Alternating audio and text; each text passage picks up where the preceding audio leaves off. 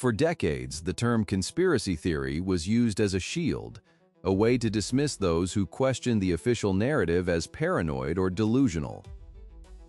But history has a way of leaking through the cracks. In the archives of the modern era, we find documents that were never meant to see the light of day. They reveal that sometimes the most outlandish suspicions were actually understatements. From secret human experimentation to the systematic manipulation of global science, the truth was often stranger than the fiction we were told to ignore. But how did these shadows finally come to light?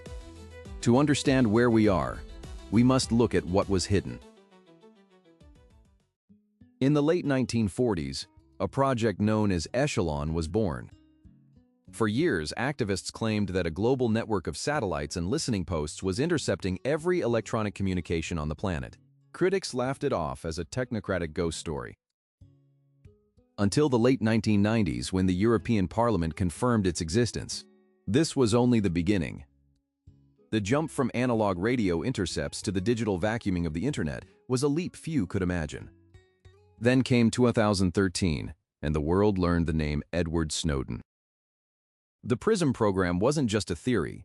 It was a massive data mining reality that had direct access to the servers of the world's largest tech giants. It proved that the tinfoil hat crowd was right about one thing. The privacy we thought we had was an illusion. But the question remains, how long had this been the norm before we noticed? The technical infrastructure for this surveillance wasn't built overnight. It was a decades-long expansion that relied on the very technology we use to connect with one another.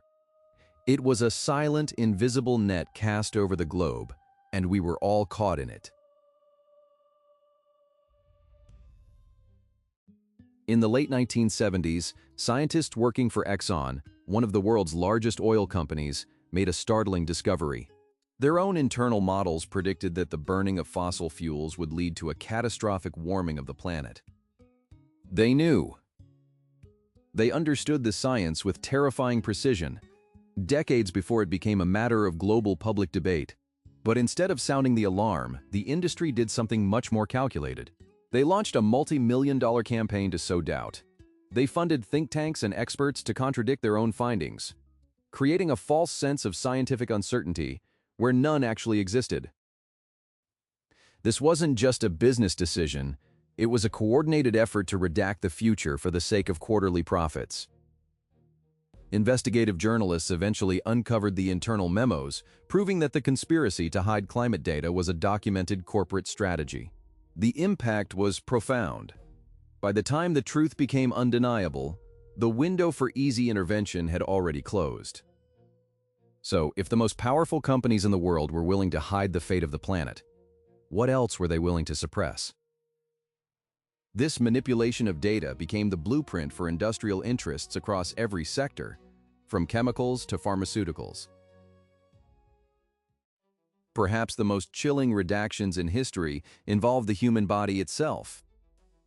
For decades, rumors circulated about secret government programs designed to control the mind or test biological agents on unsuspecting citizens. These stories were often dismissed as Cold War hysteria, until the 1970s, when the Church Committee pulled back the curtain. We learned about MKUltra, a CIA program that used LSD, sensory deprivation, and torture on unwitting subjects in a desperate search for mind control techniques. But it wasn't just the intelligence agencies. The Tuskegee syphilis study revealed a deeply disturbing betrayal by the Public Health Service. For 40 years, 600 black men were monitored as they suffered from a treatable disease, with doctors actively withholding penicillin just to observe the natural progression of the illness. They were told they were being treated for bad blood, but they were actually being used as human lab rats. It wasn't until 1997 that a formal presidential apology was issued. These weren't isolated accidents. They were systemic, state-sanctioned operations that treated human life as a disposable resource. The files that were destroyed during the cover-ups mean we may never know the full scale of the damage. But could such programs still exist under different names today? The legacy of these experiments left a permanent scar on public trust. Most of what we know about these operations didn't come from a sudden crisis of conscience by the perpetrators.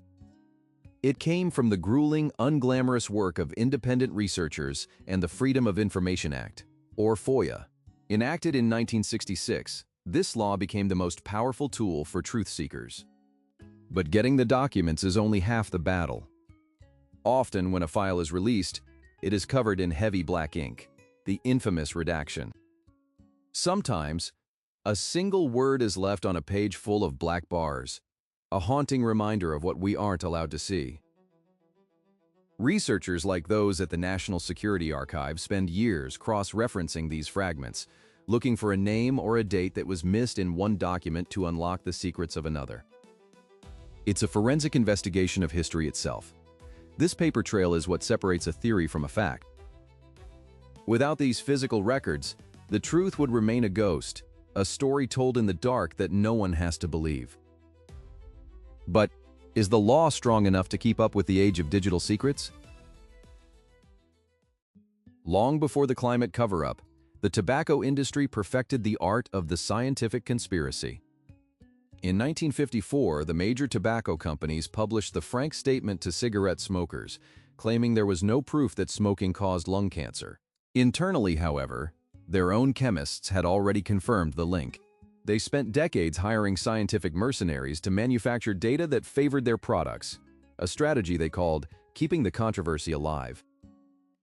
A similar pattern emerged with leaded gasoline.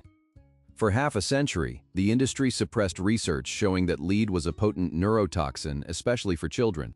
They even went as far as to attack the credibility of independent scientists who spoke out, nearly ruining their careers. These weren't just business rivalries. They were coordinated efforts to protect a product at the expense of millions of lives. The revelation of these tactics only came through massive lawsuits that forced internal documents into the public record. It shows a recurring theme. When profit and truth collide, the truth is often the first thing to be redacted. But how many other industries are currently using this same playbook? The blueprint for doubt is still being used today. In the early days of the Cold War, the CIA realized that controlling the narrative was just as important as controlling the battlefield. This led to Operation Mockingbird, a systematic effort to influence the domestic and foreign media. The agency recruited leading American journalists into a network to help present their views, and in some cases to plant completely fabricated stories. This wasn't just about propaganda abroad. It was about shaping the thoughts of the American public at home. When the program was partially exposed in the 1970s, it sent shockwaves through the world of journalism. It raised a fundamental question. If the news we consume is being curated by intelligence agencies, how can we ever know the truth? This manipulation of information creates a feedback loop where the official reality is the only one allowed to exist. While the original Mockingbird may have ended, the techniques of information warfare have only become more sophisticated. The digital age has made it easier than ever to blur the line between a genuine grassroots movement and a state-sponsored influence campaign. But who is currently pulling the strings of our digital discourse? The history of the modern era is, in many ways, a history of redaction. Each proven conspiracy, from the eavesdropping of Echelon to the betrayal of Tuskegee, has left a permanent mark on the collective psyche. We no longer live in an age of naive trust. We understand now that the institutions meant to protect us are capable of profound deception. But this loss of innocence has also created something vital, a culture of vigilance. The modern whistleblower is no longer just a figure of mystery. They are the essential fail-safe in a world of secrets. From digital forensics to the persistent use of FOIA, the tools for uncovering the truth are more accessible than ever. Yet the challenge remains. As soon as one secret is brought to light, another is buried deeper. The battle for transparency is never truly won. It is a continuous process of questioning and discovery. The most significant conspiracies aren't the ones that remain theories. They are the ones that were proven true, forcing us to redefine what we believe about our history. In the end, the truth isn't just about what happened. It's about our willingness to look for it. So, what will be the next redacted story to finally break free? Thank you for joining us as we explored the hidden layers of our history. These stories remind us that the truth is often a hard-won prize, and that staying informed is our best defense against the shadows. If you found this journey through redacted history valuable, please like the video and subscribe to the channel for more deep dives into the events they didn't want you to know. Until next time, keep asking questions.